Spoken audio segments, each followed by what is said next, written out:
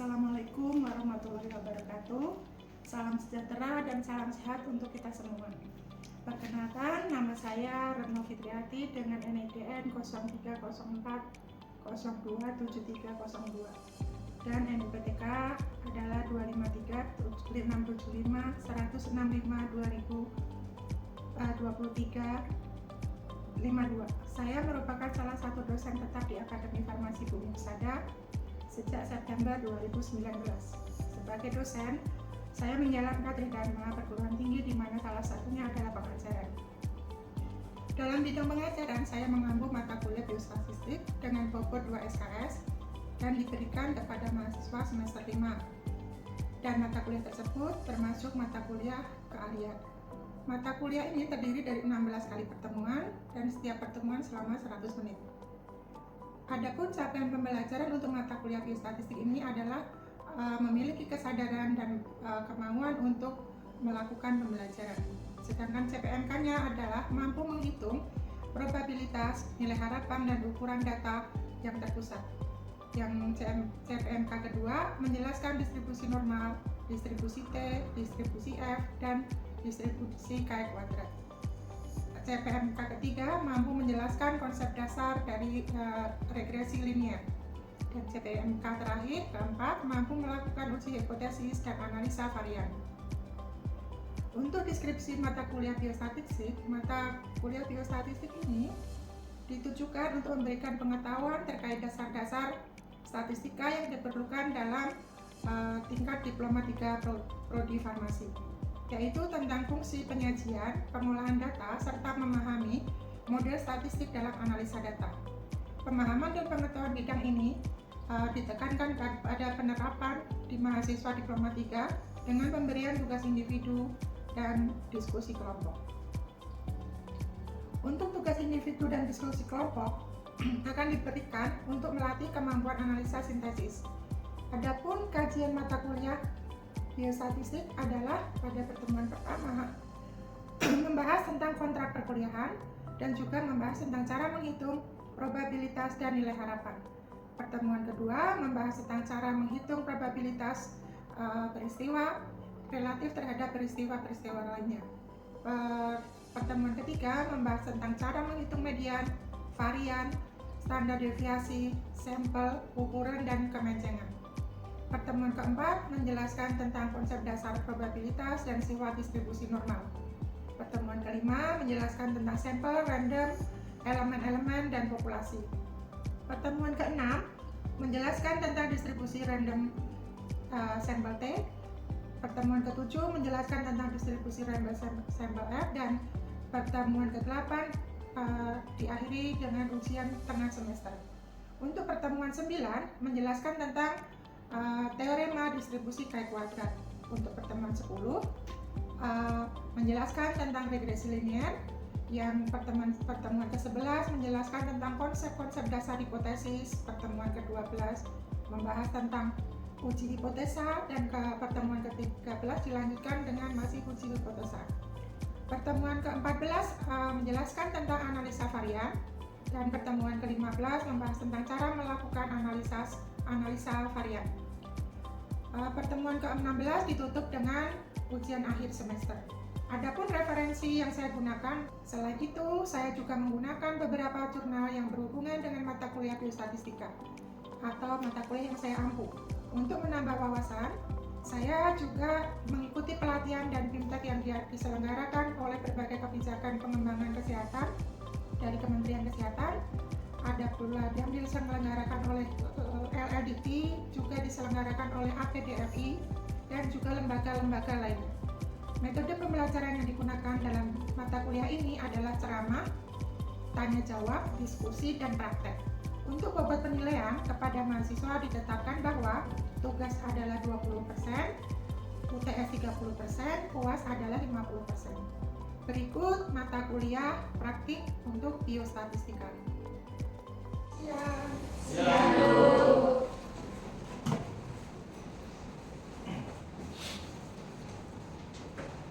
Selamat siang, Nana. Apa kabar hari ini? Kita mungkin untuk dimulai pelajarannya. Kita berdoa dulu ya. Silakan ketua kelasnya untuk berdoa dulu. Sebelum mulai pembulan pada siang hari ini, berdoa sesuai agama kita masing-masing. Doa buat ya, selesai. Baik, terima kasih. Setelah berdoa mungkin saya di kelasnya ada berapa anak ya? 30 ya? 30 ya, baik. Berarti ini yang sudah absen di Seattle ada 28. Ini si Ujang sama si Radit kok nggak ada ya? Berarti nggak masuk? Nggak ada yang oke, baik. Berarti ada 2 yang nggak masuk hari ini. Baik, nanti disampaikan ke temennya supaya mendapatkan materi yang sudah diberikan hari ini ya. Untuk materi kemarin mungkin kalian lebih saya ulang lagi sedikit ya. Untuk materi kemarin kita dalam melakukan penelitian itu kalian harus sebelum kalian masuk ke data-data yang akan kalian olah, kalian harus mempunyai atau sudah menyusun kuesioner. Kuesioner tersebut boleh menggunakan kuesioner dari peneliti orang lain atau kuesioner yang kamu buat sendiri. Nah, kalau untuk penelitian kuesioner yang sudah menggunakan punya orang lain, kalian boleh tidak usah diuji validitas dan reliabilitasnya. Tetapi untuk kuesioner yang menggunakan atau yang kalian buat sendiri, kalian harus uji validitas dan reliabilitasnya. Nah, itu untuk materi kemarin ya. Baik, kalau sekarang materi selanjutnya akan kita paparkan hari ini adalah tentang uji validitas dan reliabilitas. Apa sih uji validitas dan reliabilitas? Ya, uji ini adalah untuk menguji apakah pertanyaan dari kuesioner kalian atau kuesioner yang sudah kalian buat untuk nanti menjadi bahan pertanyaan kepada responden atau sampel itu sudah memenuhi syarat atau belum. Caranya seperti apa? Nah, misalkan kalian mau membuat pertanyaan, kira-kira berapa pertanyaan yang akan kamu buat di dalam suatu kuesioner? Di dalam suatu kuesioner itu mungkin ada biodata ya, awalnya dari biodata. Setelah biodata baru tentang materi apa yang pengen kamu ketahui, misalkan tingkat pengetahuan. Nah, tingkat pengetahuan kamu tulis tingkat pengetahuan. Terus pertanyaan yang harus kamu buat harus sesuai dengan yang kalian inginkan tingkat pengetahuan tadi. Apakah tingkat pengetahuan itu? Terus misalkan apakah pengetahuan berhubungan dengan kepandaian atau tingkat pengetahuan berhubungan dengan usia dan lain sebagainya. Nah, itu pertanyaan itu kamu buat dulu semua. Misalkan kalian pengen 20 pertanyaan. Dari 20 pertanyaan tersebut kalian buat menjadi sebuah kuesioner. Nah, pertanyaan tersebut untuk dikatakan valid atau tidak valid harus diuji cobakan. Diuji cobakan ke siapa? Ke responden. Respondennya boleh siapa saja. Akhirnya kita sebar. Nah, untuk menyebar atau nanti menguji validitas dan reliabilitas, kalian hanya menyebar ke minimal 30 responden. Jadi kalian sudah membuat kuesionernya disebar dengan responden acak. Jadi tidak harus yang usianya segini sampai segini, harus yang berpendidikan SMK dan sebagainya. Jadi responden acak. Setelah kalian sebar, hasilnya kalian coding, kalian masukkan ke Excel. Misalkan pertanyaan 1 yang jawabnya ya, misalkan pertanyaan yang benar berapa orang. Sudah kamu taruh di Excel yang benar berapa orang hasilnya. Setelah hasil datanya semua terkumpul, sudah kalian jumlah hasilnya, kalian masukkan ke yang namanya program SPSS. Untuk selanjutnya untuk uji validitas. Pada intinya validitas adalah ketepatan alat pengukuran. Yang kedua adalah reliabilitas, adalah kekonsistenan pengukuran. Kenapa dikatakan tepat? Pertanyaan kamu harus tidak ambigu, tepat. Misalkan, apakah penderita penyakit paru-paru itu batuk? Dengan ditandai batuk, ada yang menjawab pertanyaannya ya dan tidak. Jelas, pertanyaannya ya dan tidak. Tapi ada pertanyaannya, apakah orang penderita penyakit paru-paru itu panas? Ada panas itu tidak semua penderita penyakit paru-paru panas. Penderita lain pun juga panas. Ya, nah itu mungkin itu untuk ketepatan. Terus untuk konsisten. Konsisten itu pertanyaannya tidak berubah. Pertama kamu mengatakan paru-paru dan batuk, misalkan aku juga harus tentang paru-paru dan batuk, jangan dirubah lagi.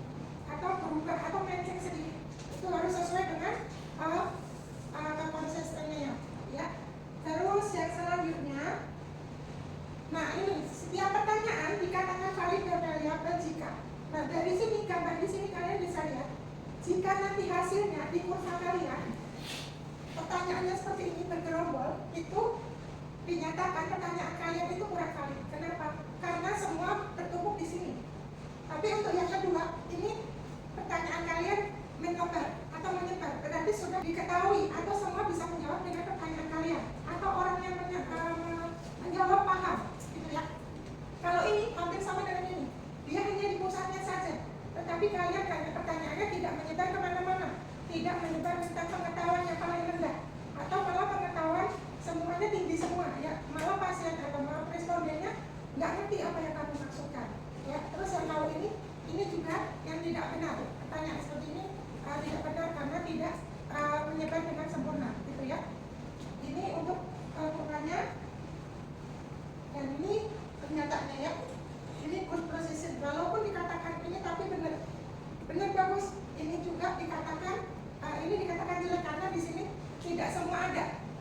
Ini juga sama, walaupun yang kamu katakan tadi hanya paling bagus, paling apa namanya, nggak ambigu atau semua orang tahu. Nah, kalau ini walaupun menyebar tetapi pasien belum pasien tidak semua paham dengan apa yang kalian berikan, gitu ya, atau kalian tanyakan. Untuk selanjutnya, untuk ketentuan validitas dan realitas suatu kuesioner dikatakan valid apabila di sini ada nilai R hitung lebih besar dari nilai R tabel. Artinya variabelnya valid atau pertanyaan tersebut valid.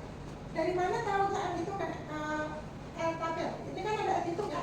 Ini ada R tabel. R tabel itu sudah ditentukan. R tabel sudah ditentukan, nanti akan saya tunjukkan R tabelnya.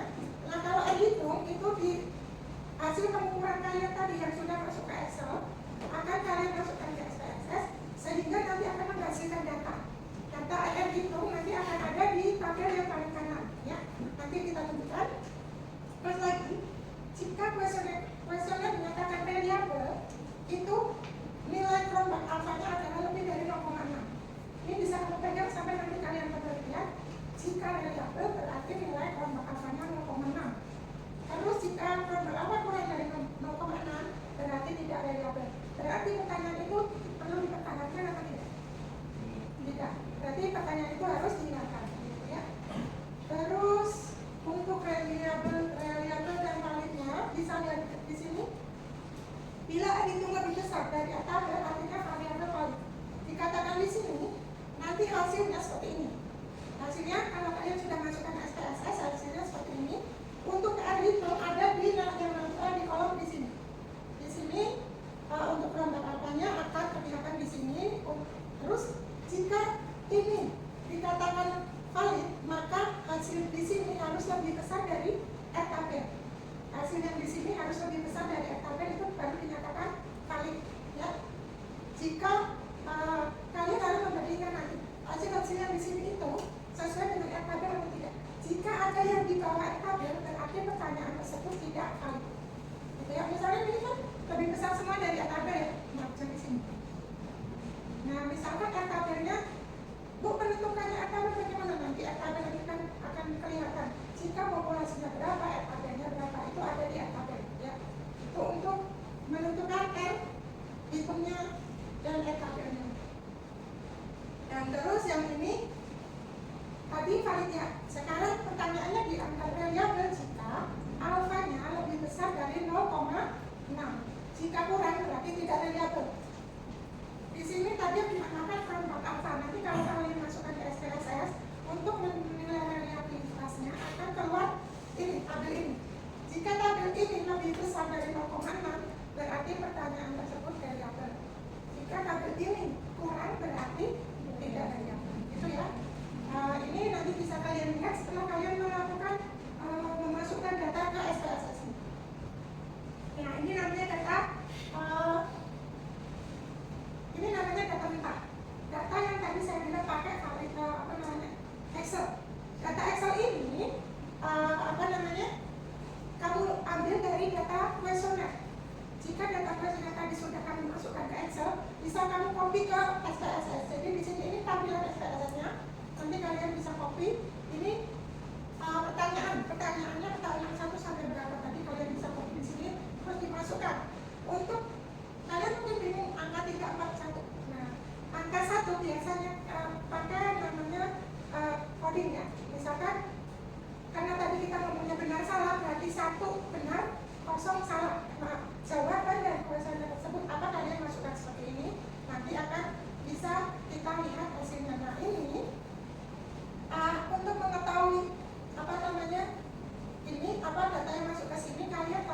satu persatu dari jawaban responden.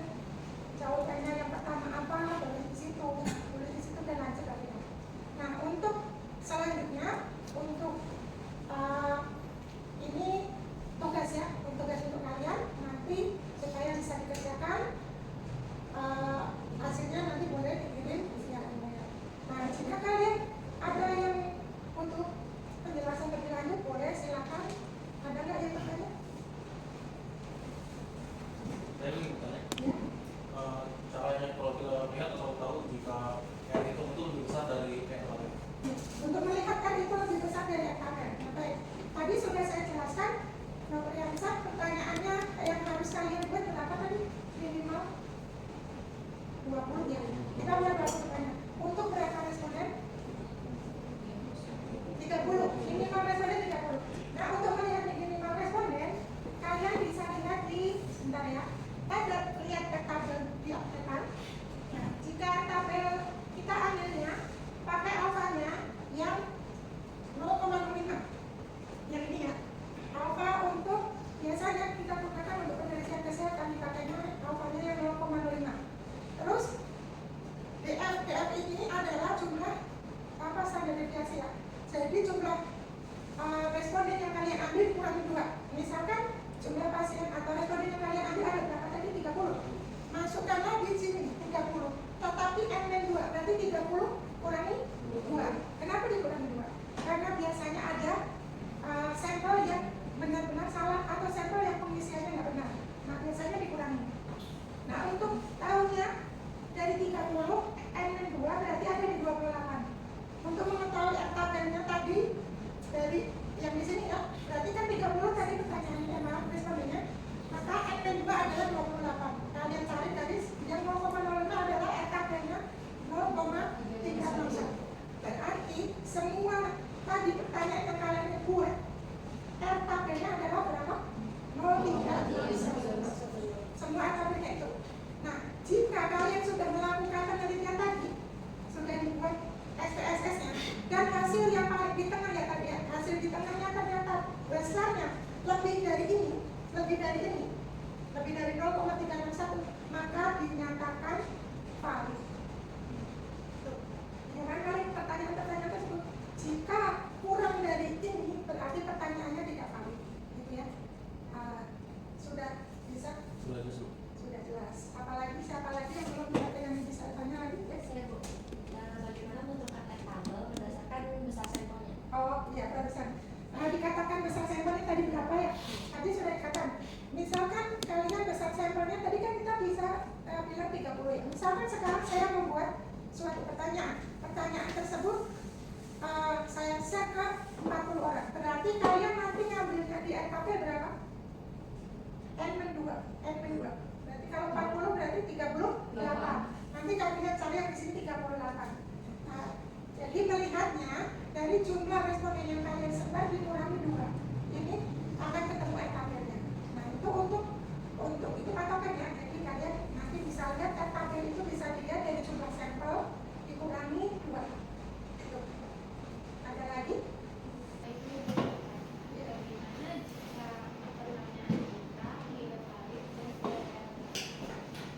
Tadi sudah dijelaskan ya, kalau tidak valid berarti apa ya?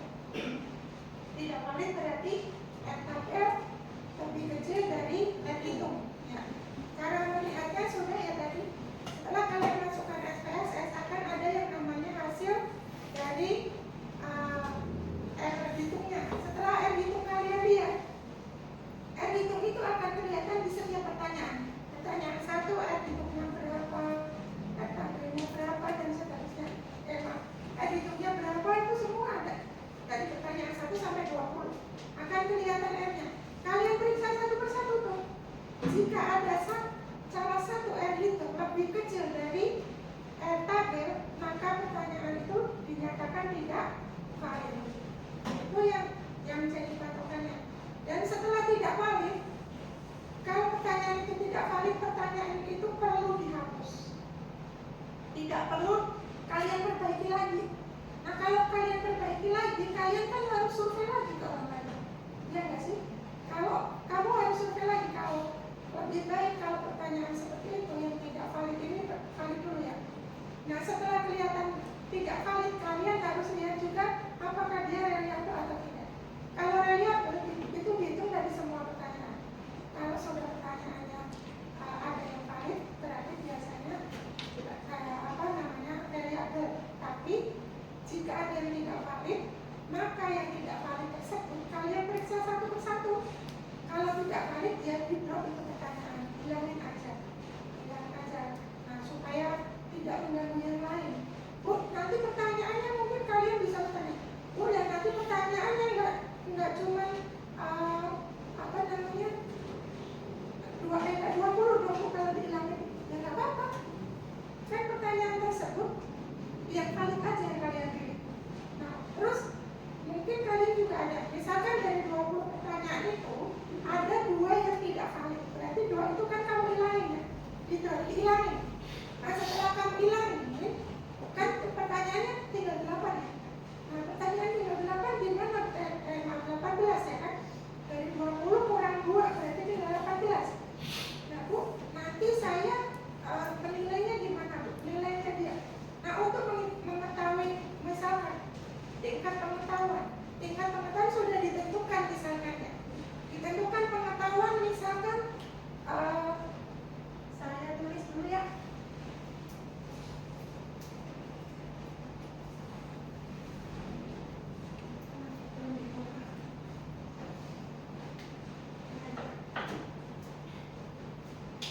Ini misalkan tingkat pengetahuan, kan itu tadi tingkat pengetahuan ya.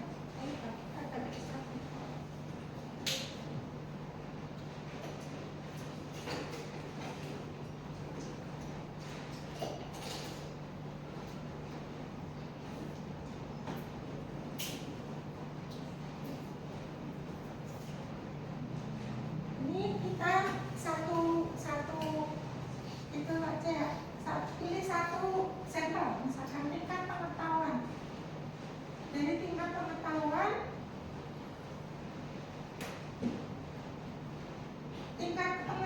baik jika nilainya lebih besar dari 78 misalkan. Cukup jika lebih besar dari 60 kurang dari 80 misalkan ya. 77. Terus yang kurang berarti kurang dari 60. Nah, Bu, kalau 18 saya menentukannya tingkat pengetahuan baik cukup kurangnya gimana? Dari mana caranya hitungnya? Nah, hitungnya dari jumlah pertanyaan tadi, dari 18 kamu itu sudah membuat kunci jawaban. Dari kunci jawaban tersebut, jika pertanyaan lembar pertama atau hasil kuesioner pertama ternyata yang benar, menurut kunci jawaban kamu benar ada 16, karena jawabannya 18 dikalikan seperti ini, dikalikan 100. Misalkan 16 dikalikan ini berarti kan 16.000 ya, dibagi 18. Nanti hasilnya, jika hasilnya lebih dari 78 berarti dia tingkat pengetahuannya baik. Kalau kurang dari tingkat pengetahuan cukup, kalau kurang lagi dari 60 berarti tingkat pengetahuannya kurang. Nah, itu untuk mengikuti tingkat pengetahuan. Jadi jika tidak reliable atau tidak valid, pertanyaan tersebut boleh di drop atau boleh dihapus.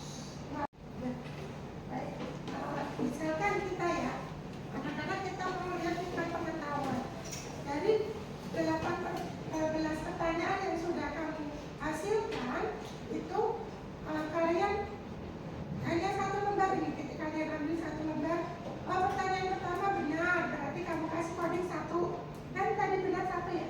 Jika salah, codingnya 0, kan ya. Terus yang kedua benar lagi, kasih 1, dan ketiga salah, kasih 0. Nah, nanti hasilnya dia benarnya berapa, itu kamu taruh di atas nih, hitungnya begini. Yang benarnya dijumlah semua, kamu taruh di sini, dibagi jumlah pertanyaannya.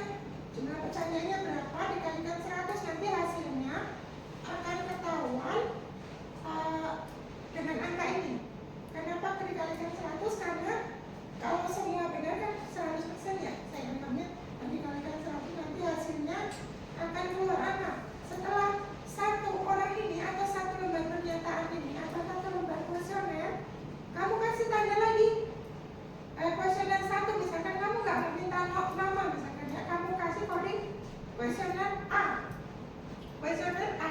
itu hasilnya ternyata tingkat pengetahuannya baik. Berarti kamu coding, baik pun kamu coding lagi, baik dengan coding 3, ini cukup dengan coding 2, kurang dengan coding 1, misalkan kamu coding lagi tingkat pengetahuan itu. Jadi mungkin nanti saat melakukan uji atau penelitian dengan menggunakan SPSS, setiap coding kamu juga harus berpikir, jangan pakai angka 0 kalau pernyataan tersebut adalah baik. Misalkan pertanyaannya semakin bagus, harusnya angkanya juga lebih tinggi, gitu ya. Nah, setelah kalian dapat, berarti kuesioner A dapatnya bagus atau baik tingkat pengetahuannya, kuesioner B tingkat pengetahuannya bagus, sampai nanti kamu menentukan berapa dari 30 responden tersebut kamu mendapatkan angka baik, angka cukup, dan angka kurang. Nah, itu kamu pilih. Berarti nanti akan kamu lihat, oh yang pengetahuan baik segini orang, yang jelek kurang segini orang, yang cukup segini orang. Ini jika pertanyaan tersebut atau kuesioner tersebut hanya 30 orang. Kalau nanti kalau kalian saat melakukan penelitian, nggak mungkin kan pertanyaannya hanya untuk 30 orang. Ini tadi hanya untuk sampel, untuk menentukan validitas dan reliabilitasnya. Nah, nanti kalau untuk kalian melakukan penelitian, pasti yang kalian kerjakan tidak hanya untuk